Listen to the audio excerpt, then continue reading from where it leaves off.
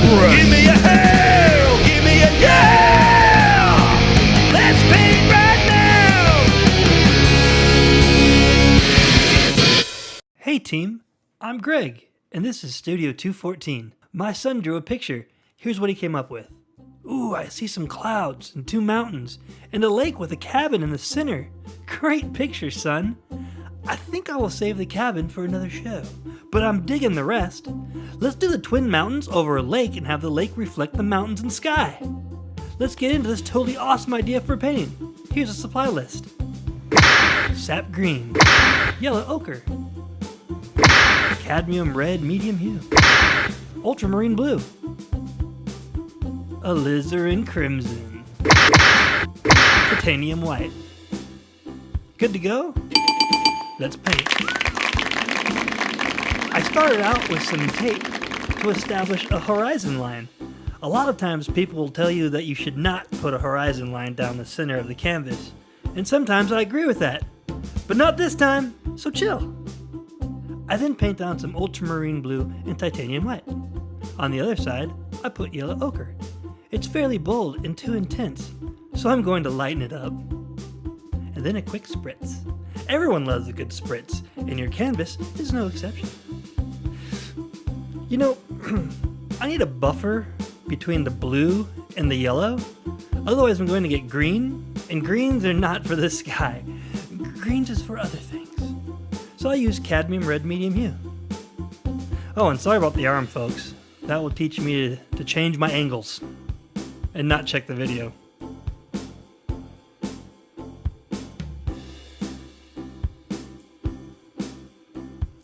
Now I'm just trying to lighten up the whole area by feathering in some titanium white. In painting, as in life, if things get too harsh, then you gotta lighten up. Look at all that variation in color. Oh, I just love that, don't you? What's your favorite part of painting? I really love putting the highlights on, or making the shadows pop. It's super awesome, guys.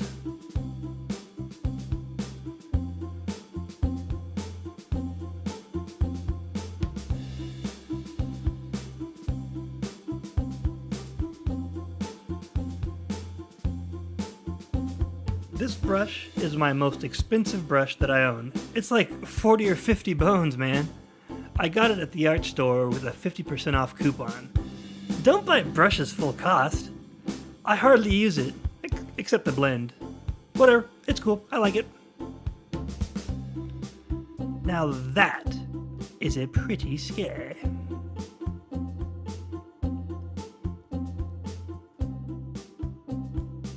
Trying to put in some light clouds.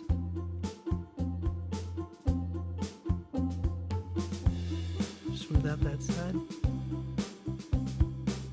So I totally forgot to push the record button, and I already put in one of the mountains. Sorry, team. Man, I hate it when I blow it. Don't we all? Luckily, the first mountain was made the same way as I'm going to make the second. And off comes the tape.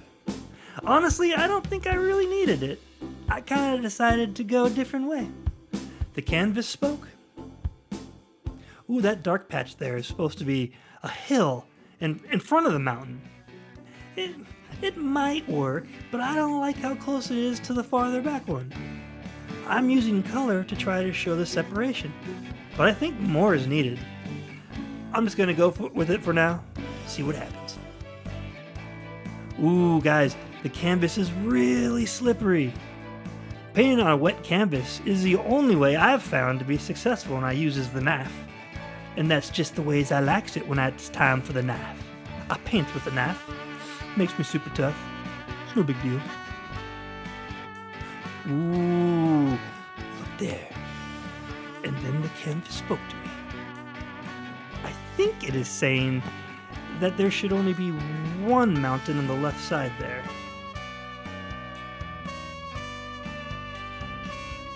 Apparently I don't see it yet, do you? What does your canvas say to you? Let me know in the comment section. I'm starting to see it. Come on, dummy! Make it one! There. One mountain. Isn't that better? I think so too.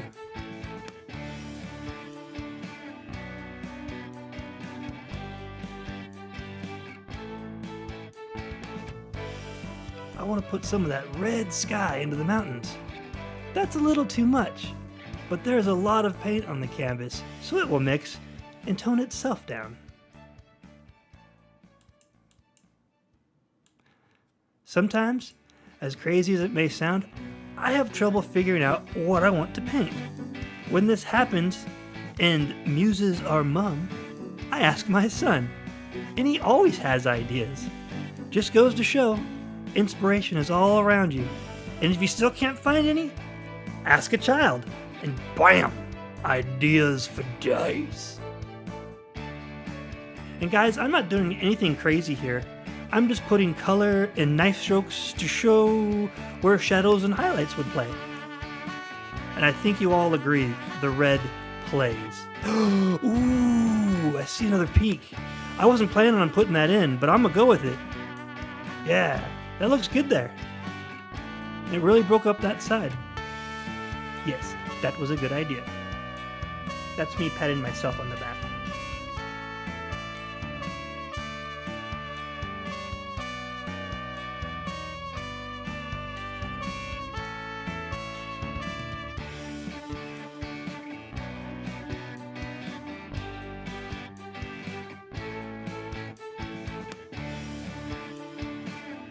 Now, I gotta make the bottom look like the top.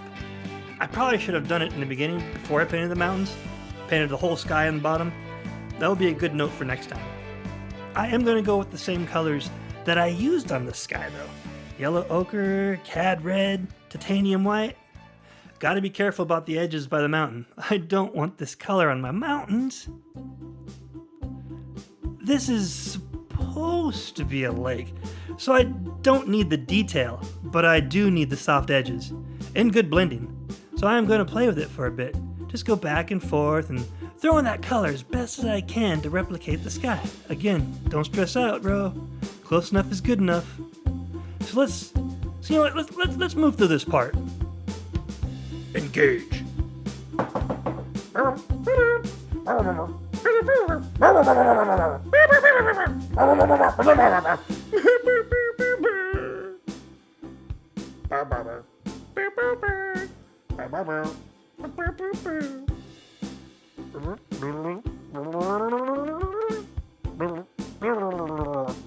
This part of the painting, we're going to use gel medium. I'm just going to splooge it on the canvas and spread it on.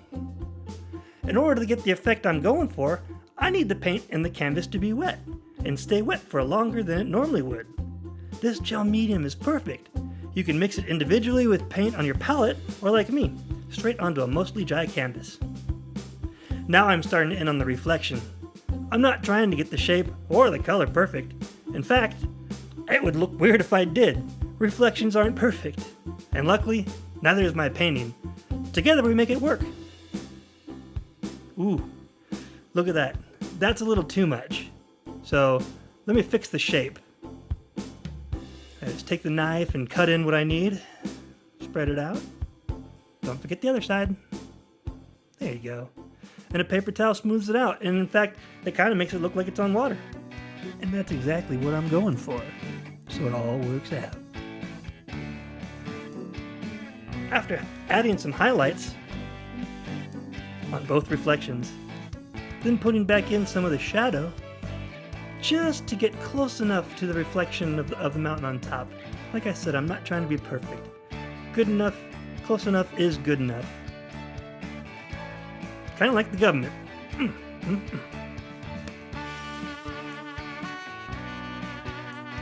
Can't forget the cad red.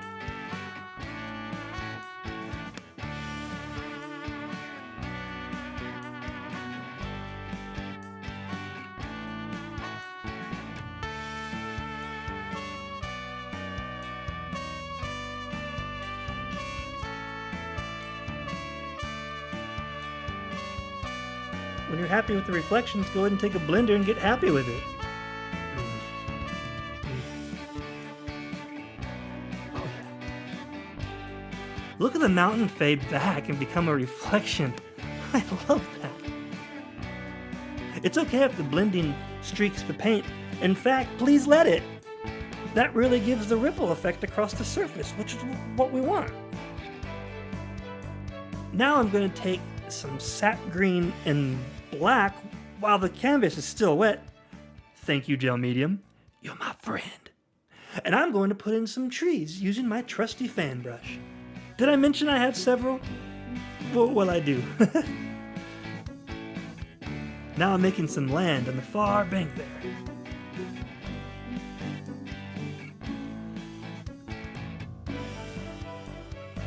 I'm putting a tree just right of center.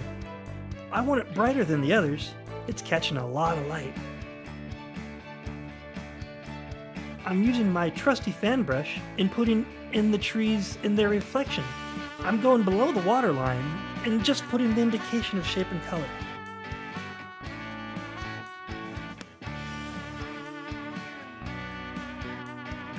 Put in a little bit of land on the far bank. And then I add highlight. I highlight each of the trees with different colors to show how each tree captures and reflects the light. They're all different because they're in different spots.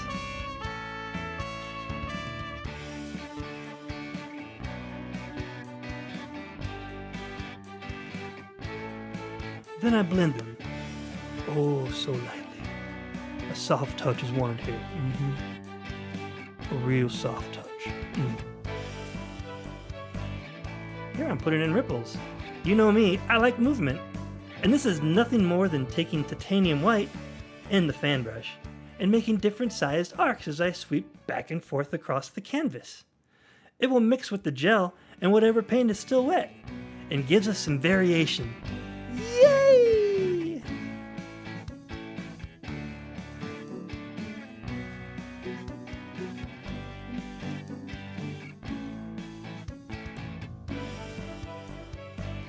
So, when I stepped back and took a look at my canvas, it told me that it felt as if the top left corner, and by extension the bottom left corner, seemed empty.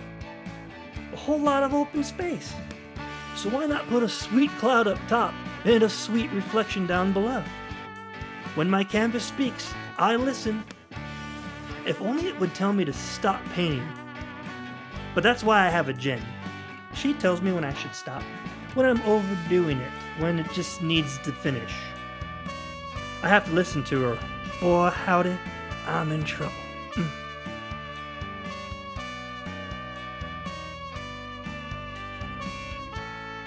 So where you put in the reflection, make sure you put that up in the clouds. That way, the top seems close and kind of matches the bottom.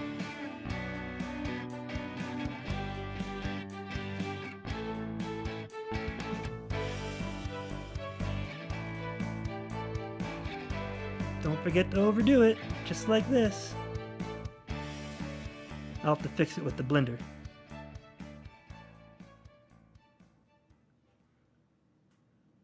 Speaking of, little spritz and blend things out, swish swish. It's nice. See how it evens up some of the harshness? Yeah. Oh no! No! Did you see what I did? Oh, that sucks. I overblended it. You guys, thank you so much for watching. I hope you enjoyed the journey. I know I did. You guys are cool. Thank you for all the comments and support. It means a lot. If you like this and want to see more paintings, please hit the like button and consider subscribing. For Studio 214, this is Greg. Check you later.